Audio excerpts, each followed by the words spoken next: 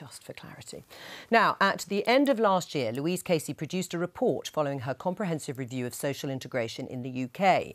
She found that the gaps between different ethnic and social groups are still large and that in some places ethnic segregation is on the rise, while women from certain communities are suffering huge inequalities.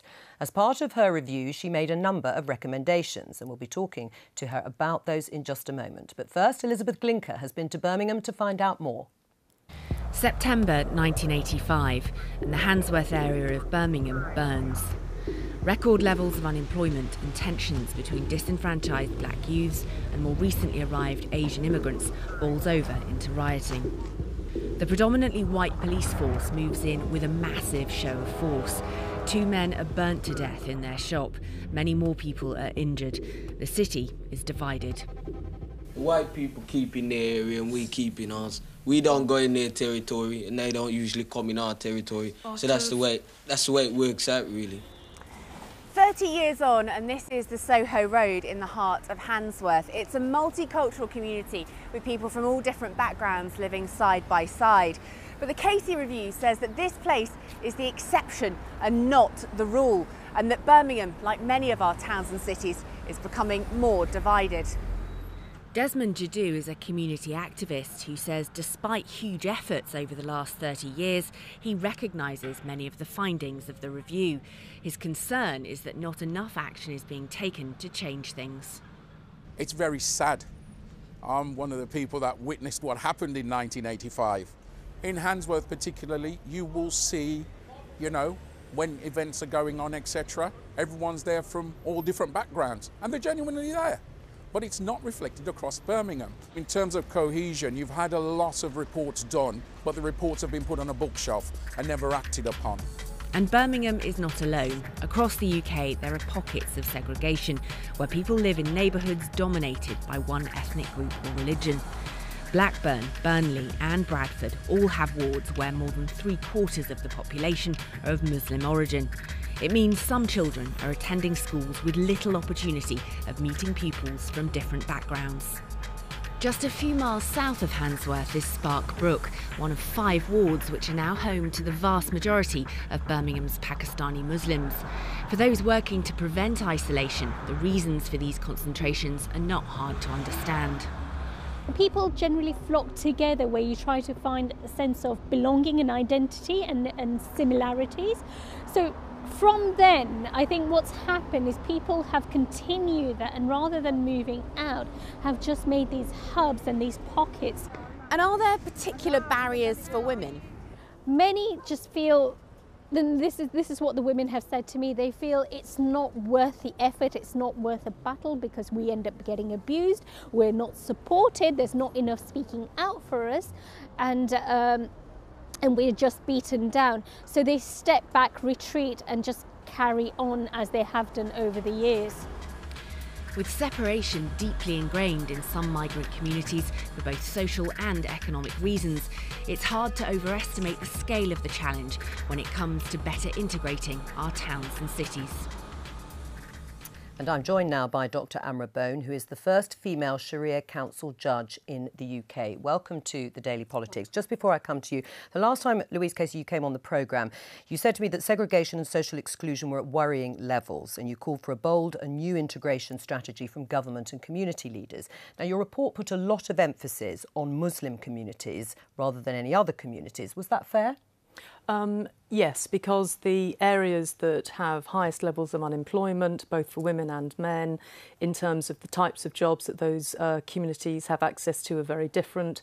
The issue about economic activity in women, particularly in Pakistani heritage and Bangladeshi heritage communities, is significantly different to other either religious or ethnic minorities. And, for example, English not being the language that is spoken in those communities, again, is greater. It doesn't mean to say that there aren't issues in other communities, and the 200-page report makes that very, very clear. Right. But it would be undeniable to say that we have to give more help and reach greater into those communities than others. Do you agree with that description of Muslim communities? Muslim communities, and from my experience, are not very happy as being singled out because there's a number of factors here. It's not just because they happen to be Muslims. I mean, I remember growing up in an area where there was white flight, and it's not that Muslims chose to be segregated, but it inadvertently happened. And now we have a pace of change where Muslim families generally have more children than other. And I think we have to understand the demographic changes, what's going on, rather than just because they happen to be Muslims. And poverty is another link why Muslims or people of particular ethnicity tend to be in those areas. And I personally know a huge number of people have moved out as well into suburban areas. There are plenty of lawyers, doctors, engineers, women that I have personally met through the Sharia Council as well, that are actually working themselves to support their own children. Right, what do you say to that? I mean, then to go back to what you were saying, is it a sort of accurate picture of what has actually happened because they're Muslims? It's not necessarily because of religion. It could be because of ethnicity and immigration patterns, and as you said, that actually the fastest growing religious minority because of birth rates is within that particular community. But the fact of the matter is, I think where we would agree is that those communities on the whole are poorer, they're living in poor housing, they have less access to jobs, they are not doing as well as other groups in terms of university. So yes, of course, there are plenty of examples. I met huge numbers of people that have made it through the system. But if we were talking about, say, black young men, and we do regularly. We know, for example, that at the age of 11, black young boys start trailing off in school and their unemployment rate is 35% as opposed to their white counterparts being at 17%. And we don't have a problem talking about that. We don't do enough about it, but we don't have a problem talking about it. So why do you have a problem with discussing things like some Muslim women being denied even their basic rights as British residents? Well, I think if we look at women largely, I mean, we've just recently had a report come out in The Guardian about women. 52% of women are being sexually harassed, groped, even raped in workplace. I mean, that's a huge number, and that goes all across the board. So do you think it doesn't merit discussion even about Muslim women? I'm not saying that. I personally do a lot of work within the community where I highlight the God has given dignity to us as human beings, men and women equally, and we need to respect each other's views, give each other equality, and so on. So it's not that. I think what we're doing is we that fear that has been created, and people are playing into that fear, and we got huge number of right-wing extremists now.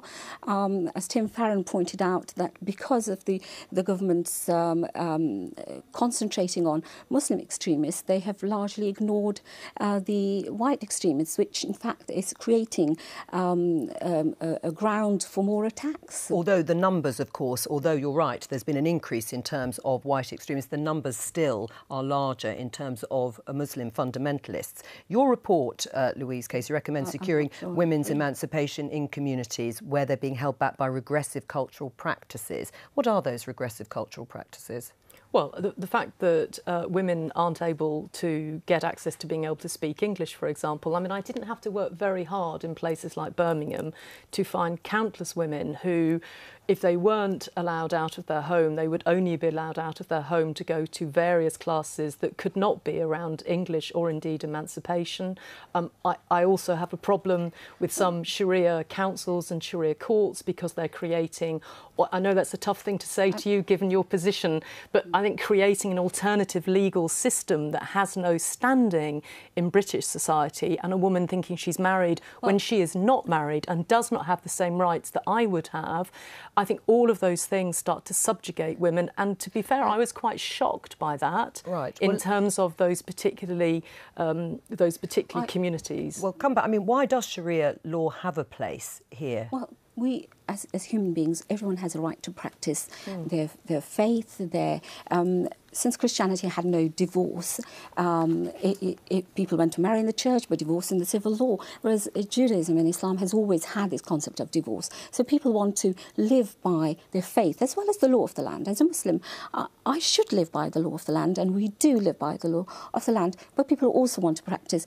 Those who have religious marriage, they have no recourse to the civil courts, and Sharia councils are voluntary. People come voluntarily, and it's totally up to them if they don't want to come, but people want to be doing the right thing in the sight of God. And that's why they exist, to help the women. And just imagine if we want women to be contributing in our society, want them to have this absolutely free of any problems and issues that they have within themselves. So they need to have that marriage resolved and dissolved to move on and to be full members and be integrated in our society. But yet it's like Muslims can't win no matter what. They are castigated, they integrate or they don't integrate. It's I'm going to have to finish there, interesting though it is, but Amrabone, thank you for coming in. Welcome.